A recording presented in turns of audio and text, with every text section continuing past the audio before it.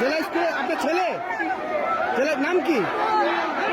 ও প্রাইভেটের নাম করে চলে এসছে। আমি ওকে সারাদিনে আটকাতে পারিনি। ও বলে এটা আমাদের দেশের লড়াই মা, আমরা তো যুদ্ধ চাই না, আমরা মুক্তি চাই। আজ আমার সন্তান আপনারা দেখতে পাচ্ছেন যে এখানে একজন অভিভাবক তার ছেলে কোনো বাধা মানেনি, এখানে আন্দোলন এসেছে, যার কারণে তিনিও বাসায় থাকতে পারেনি, তিনিও আন্দোলনে এসেছেন, বলছেন এটা সবার লড়াই, সবার দাবি, তাই আমিও এসেছি। আপনার নাম? সুবর্ণা চৌধুরী। বাসা কোথায় আপনার? কালীবাড়িতে।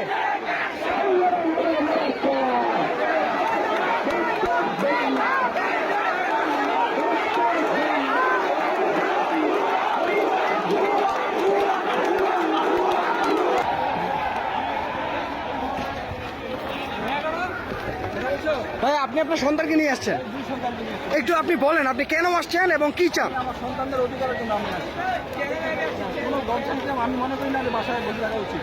সবাইকে এখানে মানে আসার জন্য আহ্বান করছি আমি সবাইকে।